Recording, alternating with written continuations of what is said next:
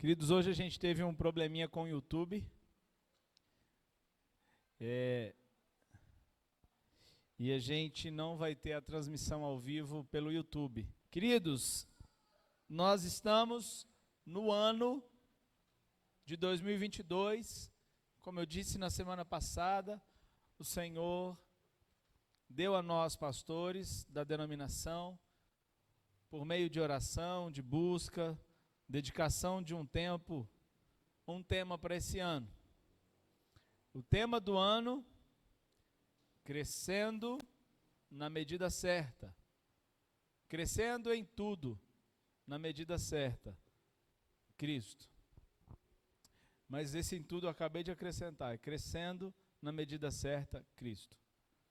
Na semana passada nós falamos sobre a medida da mensagem. Eu não sei quantos estavam, eu não sei quantos se lembram da mensagem. Mas, particularmente, eu acho que uma mensagem como aquela é muito desafiadora. Chega a ser difícil da gente depois estabelecermos um padrão para nós mesmos, como cristãos. Afinal de contas, entender que o padrão de Jesus para pregar a mensagem do arrependimento era ser gracioso e perdoar antes do arrependimento, e isso gerava o arrependimento pela bondade de Deus, nos leva a entender e acreditar que eu preciso perdoar quem me ofende antes que essa pessoa se arrependa da ofensa. E eu preciso viver uma vida de perdão e de graça, mesmo que a pessoa não se arrepende e por isso então nem merece. Isso é graça. E fica uma pergunta no ar. Você pode me perguntar, pastor, então como fazer isso? Porque às vezes até quando a pessoa se arrepende, dependendo do que ela fez conosco, é difícil a gente perdoar. Mesmo se ela tem uma justificativa para o erro, dependendo do que ela fez conosco, ainda assim é difícil a gente perdoar ou ter essa pessoa por desculpada, porque foi grave, porque doeu demais, porque afetou mais do que a nós, afetou de repente a nossa família, os nossos filhos, alguém que nós amamos.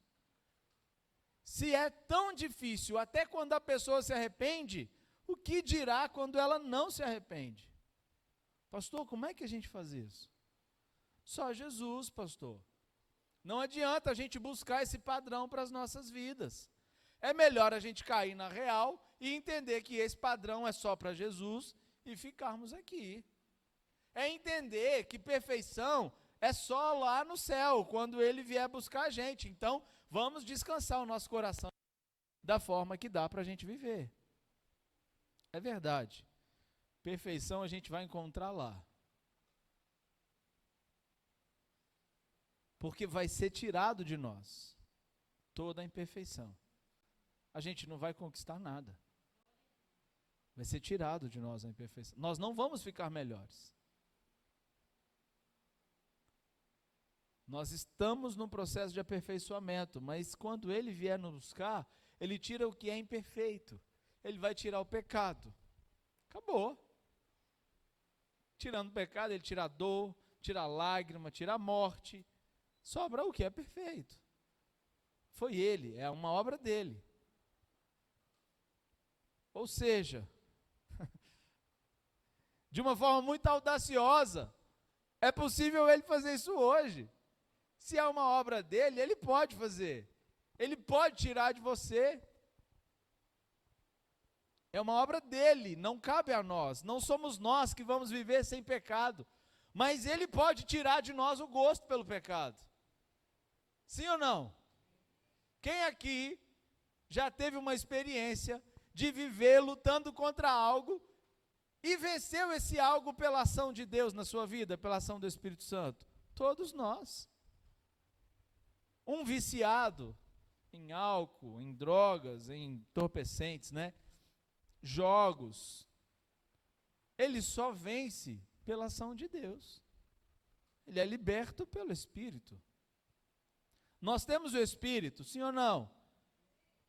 Nós recitamos isso aqui com fé na semana passada.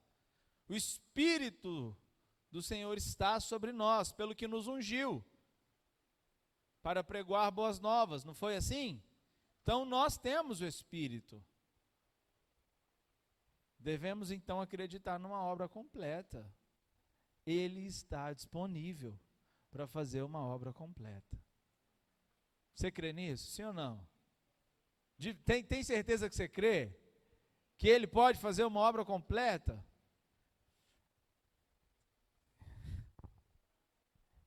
É difícil falar amém nessas horas, né? Porque se a gente falar amém, aí a gente entra em choque, a nossa mente dá um bug. Pô, como é que eu falo amém agora, pastor? Que eu acredito que Ele pode fazer uma obra tão grande, mas na minha vida não vai dar certo. Porque eu sou tão pequeno e tão miserável, tão sujo, tão cheio de mim, de pecado. Essa obra Ele pode fazer, mas em outras pessoas, em mim eu acho que não vai funcionar. Aí a nossa mente entra em curto e a gente não consegue dizer amém, eu creio. É igual dizer que nós acreditamos que a cura é igual ao perdão. Dá um curto-circuito na mente. Quando você pede perdão, o que muda dentro de você? Você sente o quê? Nada. Mas você crê no perdão. Toma posse do perdão e anda como perdoado. Você crê que o perdão foi liberado lá na cruz, através da morte e ressurreição de Cristo. E quando você pede perdão, ou quando você olha para a obra da salvação, você crê nela e caminha como alguém justificado pela obra de Cristo. Porque você crê. Mas a gente não crê por algo que nós sentimos, nós cremos de forma racional. Mas a mesma palavra, o mesmo texto, no mesmo momento, a Bíblia nos ensina que foi vencido lá na cruz, não só o pecado, mas também a morte, a enfermidade, o castigo que nos traz a paz. E nós recebemos cura através do sacrifício de Jesus. A enfermidade a gente está sentindo. E por isso é mais difícil a gente acreditar de forma racional. Porque afinal de contas eu estou sentindo, pastor, a dor está aqui. Eu sei. Eu estou falando para vocês algo que acontece comigo. E o que a gente faz? A gente ora pela cura. E porque nós estamos sentindo a dor, a gente termina a oração dizendo que seja feita a vontade de Deus. Como assim? A vontade de Deus era curar. Tanto que já foi feita a obra. Assim como era perdoar. É graça. Mas nós temos uma fé limitada. Glória a Deus por isso, graças a Deus por isso. Nós somos limitados. E é exatamente pensando nessa nossa limitação é que eu quero falar hoje com vocês a respeito da medida da busca. Na semana passada nós falamos sobre a medida da mensagem. Hoje nós vamos falar sobre a medida da busca. Jesus pregou a mensagem do arrependimento desde o dia que ele ouviu que João Batista foi preso. Ele então foi para a região da Galiléia e começou a pregar. E aí nós vimos a forma que ele prega a mensagem do arrependimento, através do amor, da graça e do perdão. Antes do arrependimento. Isso é difícil demais. Como que Jesus fazia? Jesus fazia porque ele cria muito mais do que eu e você em um princípio, que nós acabamos de cantar ou ouvir com o irmão França. Tudo vem do Pai. Jesus acreditava nisso muito mais do que eu e você. E foi por causa disso que ele conseguiu pregar a mensagem do arrependimento através da graça e do perdão. E talvez seja por isso que ele teve condições de ir para a cruz. E lá na cruz liberar cura. E talvez se nós entendermos a medida da busca e vivermos, talvez a gente vai conseguir acreditar, de uma vez por todas, que nós temos cura em Jesus, disponíveis para nós, não pelo que sentimos, mas pelo que sabemos e cremos. 1 Pedro, capítulo 2, versículo 21. Se você puder abrir comigo, hoje a gente vai ler alguns textos, então, assim que eu encontrar eu vou lendo, tá bom? Mas como Pedro escondeu aqui na minha Bíblia, dá tempo de todo mundo achar. 1 Pedro, capítulo 2, versículo 21.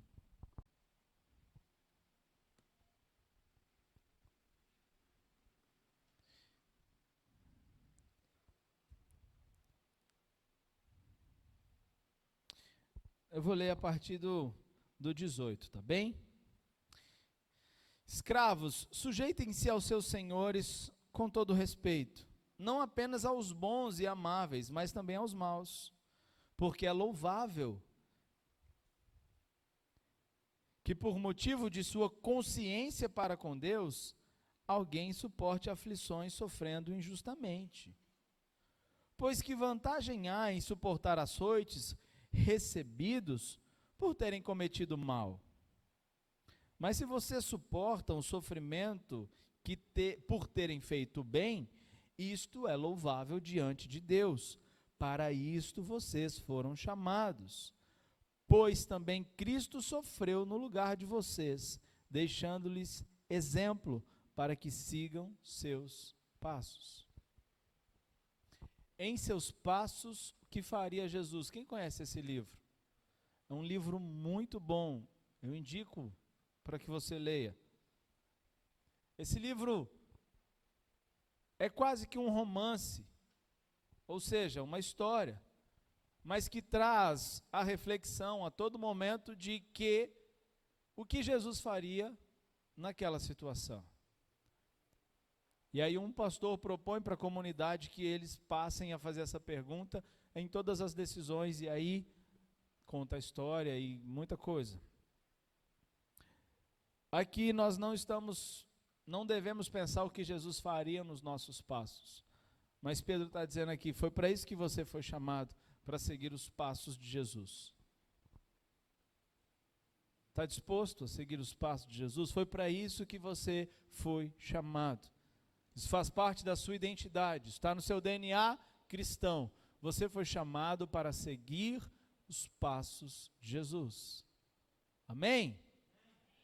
Quais são as duas coisas que essa igreja aqui mais prega, mais fala, mais ensina? Antes de eu chegar aqui eu já sabia disso. São duas coisas. Vamos lá, gente. Eu sei que você sabe. Missões e discipulado. Missões e discipulado. O nosso modelo de discipulado é quem? Jesus. Então eu não estou inventando a roda para vocês. Tá tudo, vocês já falam disso há muito tempo. E quem que chamou para fazer missões? Jesus. Então, eu não estou inventando nada quando eu digo que nós somos chamados para seguir os passos dele. Você crê nisso? Sim ou não? Amém, que bom. Então, eu vou ler agora um outro texto. 1 João, capítulo 2, versículo 6. Aquele que afirma que permanece nele, deve andar como ele andou. João está falando sobre permanecer em Jesus.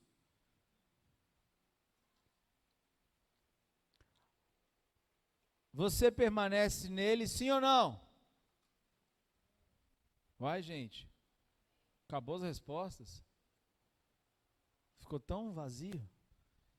Então eu vou mudar a pergunta. Quem quer permanecer em Jesus? Levante sua mão. Amém. Aquele que diz que permanece nele, deve andar como ele andou. Amém?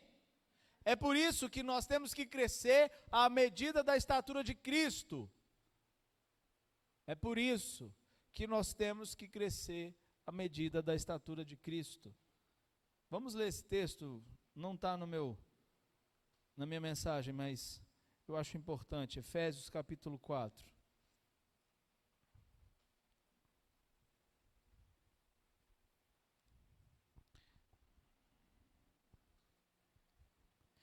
A partir do versículo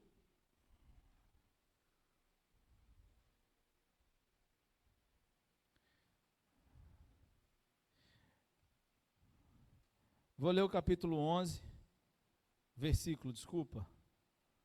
Deixa eu ler aqui.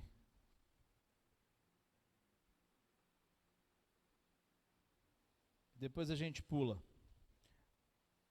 Efésios 4:11. E assim ele designou alguns para apóstolos, outros para profetas, outros para outros para evangelistas e outros para pastores e mestres, com o propósito de aperfeiçoar os santos para a obra do ministério, para que o corpo de Cristo seja edificado, até que todos alcancemos a unidade da fé e do conhecimento do Filho de Deus, e cheguemos à maturidade, atingido a medida da estatura da plenitude de Cristo.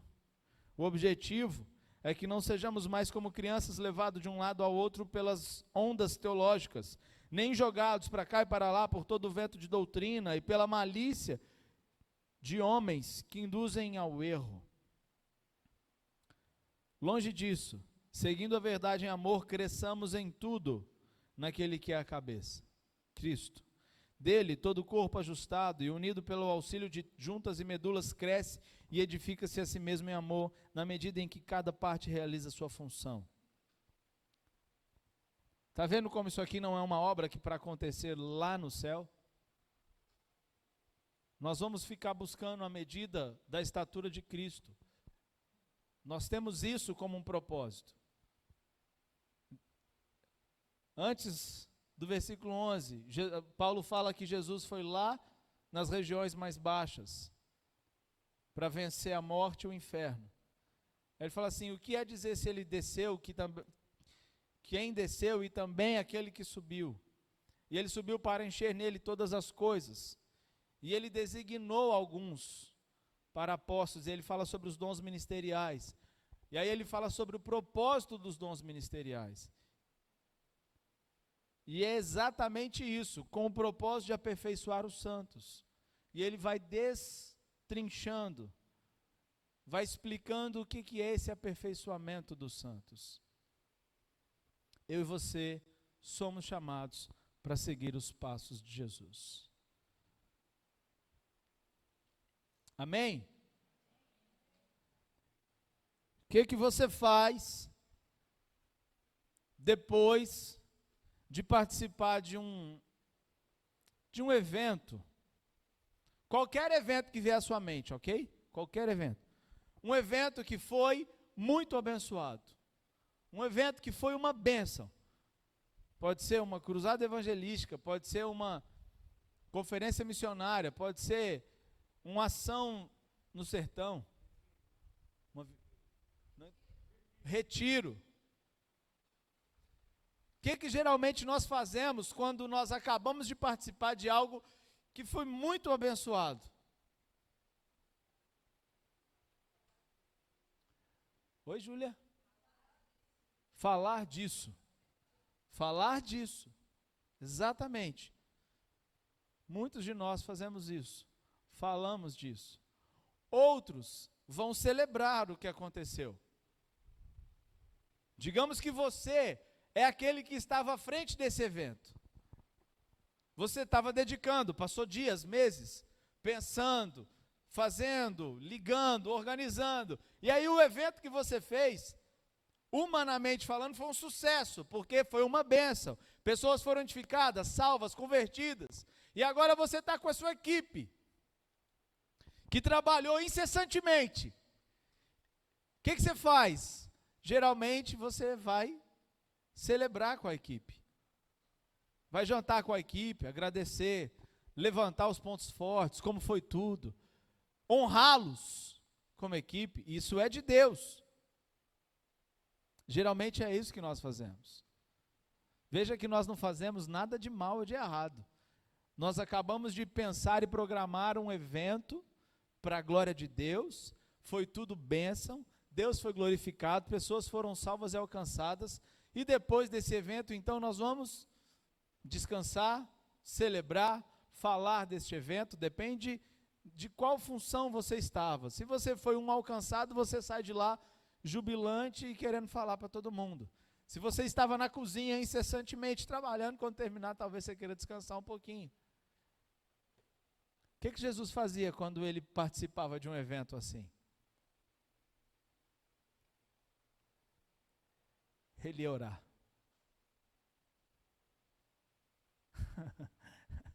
Acabava o evento, um monte de gente foi curada, salva, liberta. Ele tinha acabado de liberar assim, ó, um monte do seu poder. As pessoas tinham sido curadas, libertas. Ele tinha acabado de fazer um monte de milagre. Todo mundo querendo ouvir. Ele fugia para um lugar secreto, sozinho, para orar. Porque ele tinha a convicção que tudo vinha de Deus.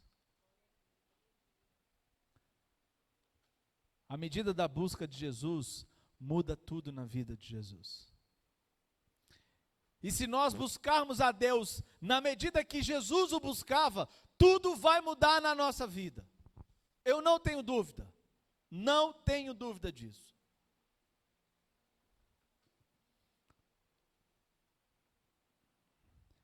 Marcos, capítulo 1, versículo 35. Para não ficar nas minhas palavras.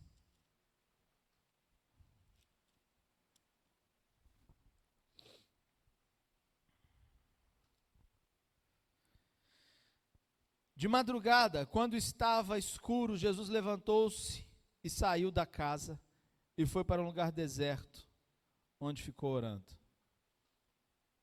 Sabe o que aconteceu antes desse evento? Ao anoitecer, depois do pôr do sol, o povo levou a Jesus todos os doentes e os endemoniados, e toda a cidade se reuniu à porta da casa, e Jesus curou muitos que sofriam de várias doenças, e também expulsou muitos demônios. Já era de noite, o sol já tinha se posto. Jesus passou a noite inteira trabalhando. Ele deve ter ido para casa, para todo mundo dormir. E de madrugada, antes do sol se levantar, antes do sol sair, ele saiu da casa e foi orar. Versículo 36, Simão e seus companheiros foram procurá-lo. Então ele saiu, porque ele precisava de um tempo de oração. Sabe o que eu quero dizer para você, meu irmão? O mesmo que Jesus tem dito para mim. Você tem que buscar Deus de forma incessante, em qualquer circunstância. Se você estiver apertado ou alegre, a busca é do mesmo jeito. Se você estiver passando por alguma dificuldade ou estiver tudo bem, busque com a mesma intensidade.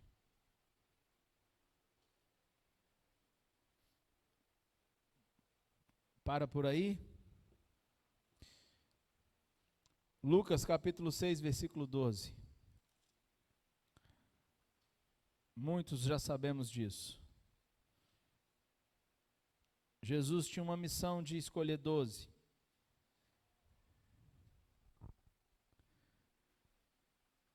Lucas capítulo 6, versículo 12, diz assim: Num daqueles dias, Jesus saiu para o monte a fim de orar e passou a noite orando a Deus. Ao amanhecer, chamou os seus discípulos e escolheu 12 deles, a quem também designou apóstolos. Gente, eu quero que você seja bem sincero comigo, com você mesmo. Jesus sabia quem eram os 12 apóstolos? Jesus já sabia quem seriam os 12 escolhidos? Como é que seria o dia da escolha de 12 homens para chamá-los como apóstolos, separá-los e começar a instruí-los? Seria um dia cheio de emoções, sim ou não? Seria um dia de muito trabalho, um dia de muita coisa a ser feita. E o que que você faz em um dia, no dia anterior, à véspera desse dia, quando você sabe que vai fazer algo muito importante, algo que vai consumir muitas das suas energias? O que você faz à véspera de um dia que você sabe que vai ser um dia de muitas emoções? Geralmente, descansamos, dormimos. Jesus passou a noite inteira orando. O que ele estava falando com Deus, gente? O que Jesus tinha para falar com Deus? Ele era o próprio Deus, o Filho de Deus. Passar a noite inteira orando. O homem que era a própria palavra de Deus. A noite inteira orando.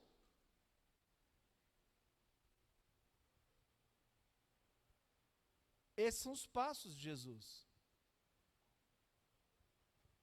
Mas nós, na véspera de um dia como esse que ele ia viver, descansamos, refletimos, repassamos tudo a limpo. É possível que oremos também, eu não quero ser injusto, com certeza. Mas eu me arrisco que nós não oramos tanto quanto Jesus a noite inteira.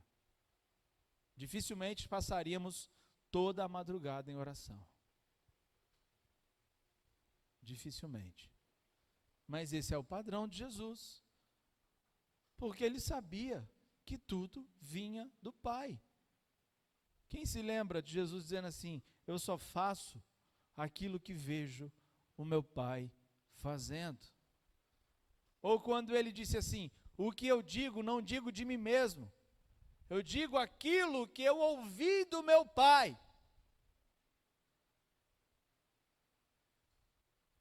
Uma comida eu tenho para comer, que é fazer a vontade daquele que me enviou.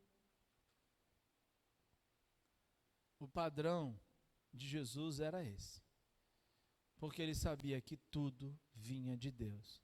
Eu só faço o que vejo o meu Pai fazendo. É por isso que uma prostituta foi colocada diante de Jesus e ele tinha sabedoria. É por isso que ele chegou na frente de Pôncio Pilatos e sabia o que responder.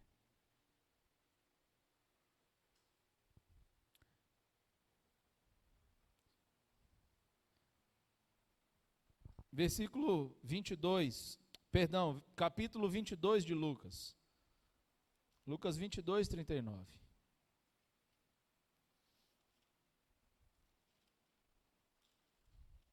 Esse nós sabemos.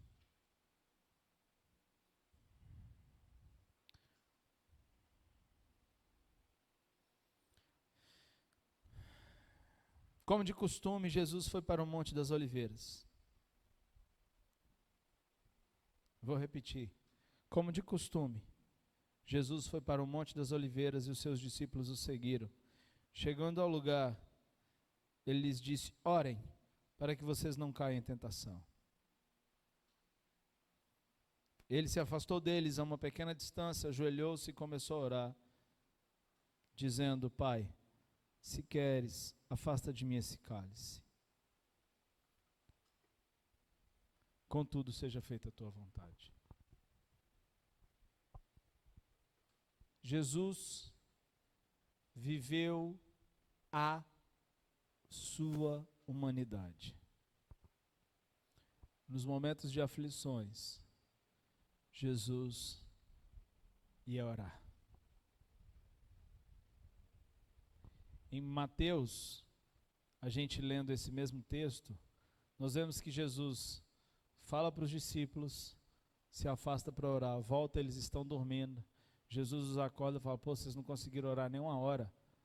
Então Jesus já tinha passado uma hora orando. Aí ele volta e fala assim: levanta, continua orando, o espírito está pronto, mas a carne é fraca. Voltou para lá e orou. Quando voltou, os discípulos estavam dormindo de novo.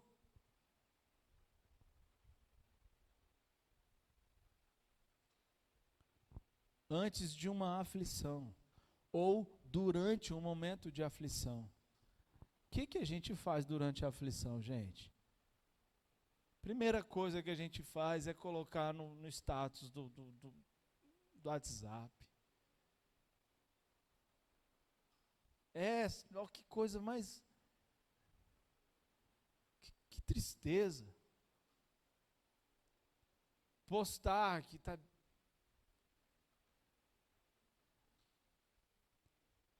Se você não faz isso, glória a Deus, que bom.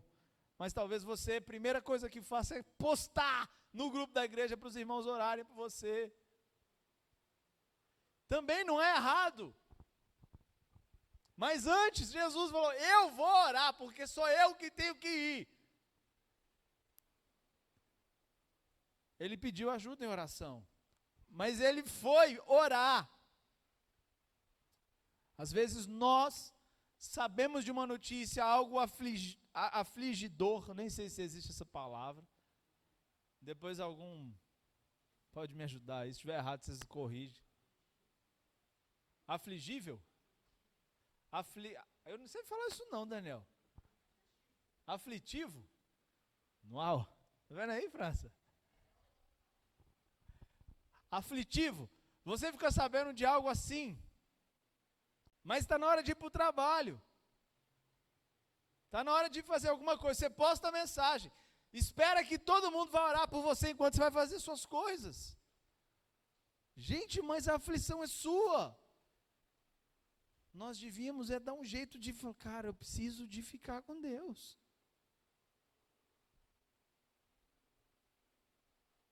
Esse é o padrão de Jesus, porque ele sabe que tudo vem de Deus. Aqui ele estava orando com seus amigos, certo? Marcos capítulo 1, Lucas capítulo 5, versículo 16.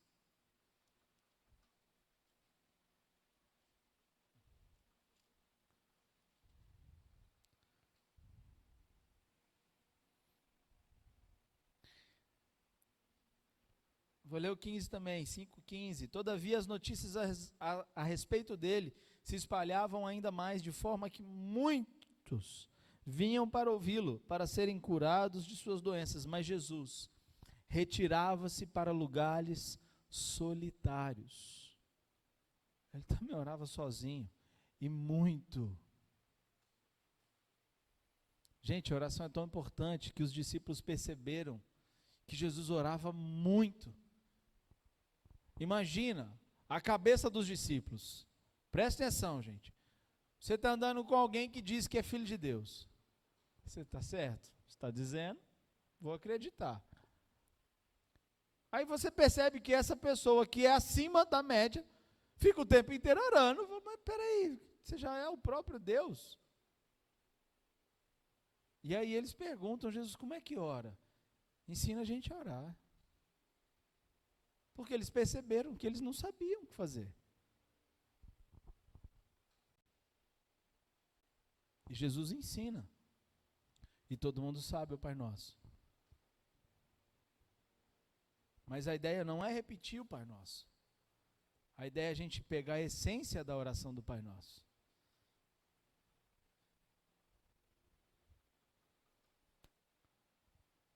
Como é que tem sido a sua busca por Deus?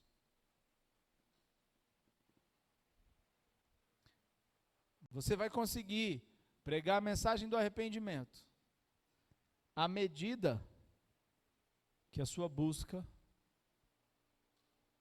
for a medida de Jesus.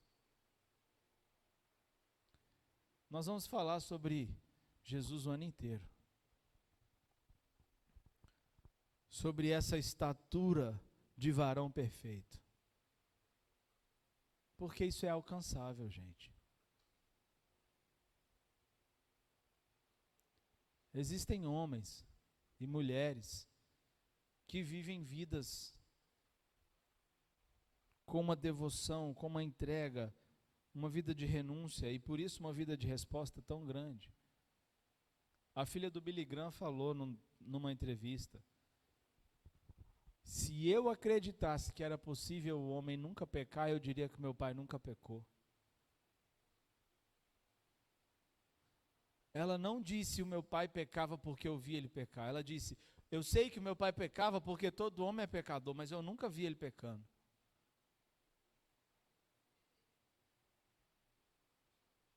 A biografia do Billy Graham assusta. Parece que era uma vida impossível de ser vivida. Uma vida de entrega. E no final da vida, perguntaram para ele, e aí, o que você fez de forma insuficiente? Muito obrigado, meu amor. Essa água deve estar muito deliciosa. E ele falou assim, eu podia ter feito mais cruzadas. Como assim, Billy Graham? Foi isso que ele disse. É possível nós termos uma vida, gente, que mexa com a estrutura de tudo que está ao nosso redor. Das esferas sociais das quais eu e você fazemos parte. É possível. Queridos, eu conheci um rapaz. Ele foi assassinado. Chamava Ney Kelson. Eu conheci ele num acampamento, num retiro. Eu fui visitar para conhecer essa igreja e a estrutura dela junto com meu cunhado, para a gente poder fazer um retiro, assim que a gente chegou em Natal. E conhecemos esse jovem lá. E aí a gente se aproximou e se tornou amigos. A santidade dele me espantava, França. Eu levei ele num churrasco, na casa de um pastor que estava aqui em Natal, que é de Goiânia, um amigo meu. Estavam no churrasco 5 homens. O pastor, o líder do ministério de louvor desse pastor, um outro jovem da igreja, eu e o Ney Kelson. Eu convidei o Ney porque ele estava lá em casa, para a gente ir ao churrasco. E ele estava sem roupa de festa. E ele era muito simples. E aí ele falou, Vinícius, eu acho que é melhor não entrar não, vou ficar aqui na escada. Você vai lá, diverte com seus amigos. Falei, não. Aí nessa hora, o pastor chegou na porta do apartamento. Aí falou, você não entrou ainda não? Falei, ele está meio sem graça. Ele falou, não, pode entrar. Aí ele entrou, sem graça, sentou no sofá e ficou sentado. Esse jovem me chamou assim de lado e falou assim, Vinícius, esse cara está me constrangendo. Eu estou me sentindo um pecador, só porque ele entrou aqui. E aí eles começaram a falar e se arrepender. Eu não estou mentindo, gente. Ele chegou na base missionária, descalço. E eu falei, Ney, o que é isso? Por que você está descalço? Ele falou, eu estava andando aí, tinha uma pessoa descalça na rua, eu dei meu tênis para ele. Aí eu ri, falei, cara, você é muito doido. Calça aqui o chinelo, eu vou ali no Ceasa comprar um negócio ali, você vai comigo. Aí a gente foi no Ceasa junto. Quando a gente voltou, que chegou lá na base, eu olhei, Ney, cadê meu chinelo? Ele falou, tinha outra pessoa assim, descalço lá, eu dei o seu chinelo. Existem pessoas assim. Essas pessoas não estão atrás de holofotes. A gente não vai ficar conhecendo essas pessoas através de rede social, Instagram, não. Eles não. Nem isso eles devem ter. Eles não estão promovendo o seu ministério. Mas eu sei que existe um padrão de Jesus, de busca, que se eu e você entrarmos nele, nós vamos viver o sobrenatural de Deus. E sobrenatural de Deus não é a gente chegar aqui e ficar todo mundo rodando igual tem nesse, não, está amarrado.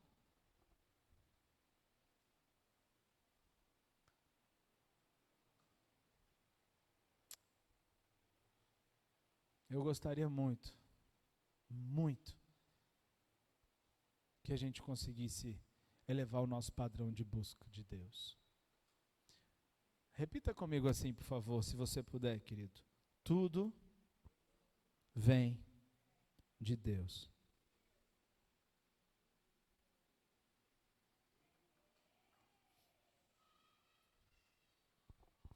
Maravilha. Eu vou encerrar. Eu só quero falar sobre esse texto. Porque dele, por ele e para ele são todas as coisas. A ele, pois, a glória eternamente. Amém.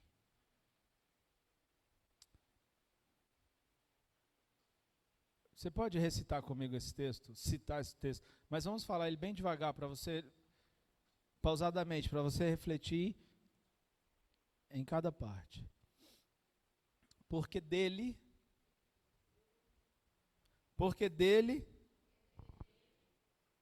por ele e para ele são todas as coisas. Eu estou pregando aqui, hoje. Para quem eu estou pregando? Porque dele. Estou pregando.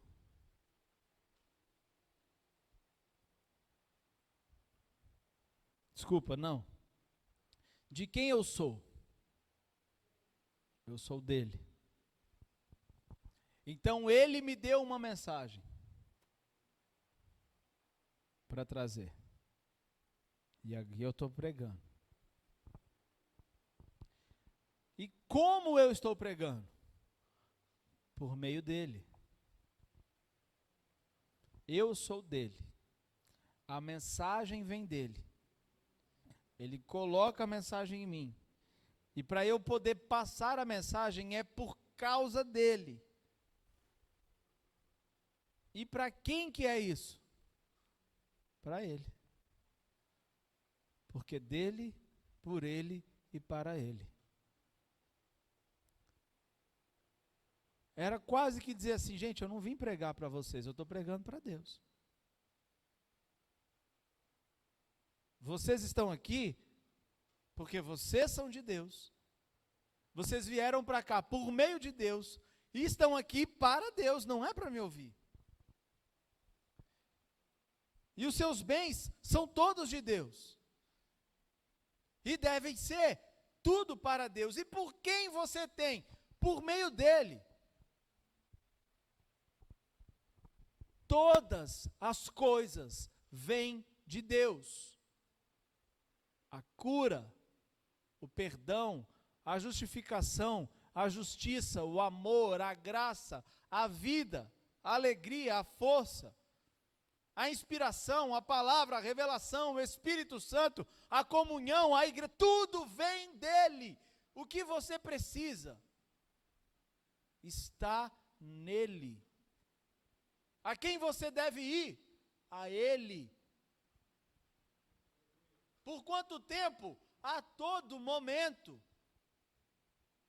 A vida de Jesus se resumia em fazer a vontade de Deus, ficar com Deus. Fazer a vontade de Deus, ficar com Deus. Fazer a vontade de Deus e ficar com Deus. E Ele hoje está nos chamando a viver uma busca na medida dEle. Fazer a vontade de Deus e ficar com Deus. Fazer a vontade de Deus e ficar com Deus. Pode ir subindo o louvor. Quando é que eu e você vamos ter coragem de viver esse ciclo? Ficar com Deus, fazer a vontade de Deus. Ficar com Deus, fazer a vontade de Deus. Sabe quando? Quando eu e você acreditarmos que esse mundo é passageiro. Que essa vida é passageira. Quando eu e você aceitarmos essa realidade, a gente vai viver menos por trabalho, por dinheiro, por conquistas, por promoções, por posições. E vai investir a nossa vida em relacionamentos eternos. Relações eternas. Não olhando para o que é aparente, porque tudo que se vê é transitório e passageiro, mas o que não se vê é eterno. Buscai as coisas eternas. É nesse momento que nós vamos ter condições de buscarmos a Deus na medida de Cristo. Eu te abençoo em nome de Jesus, querido. Que você se sinta desafiado pelo Espírito Santo que habita em você a buscar a Deus na intensidade que Jesus nos ensina.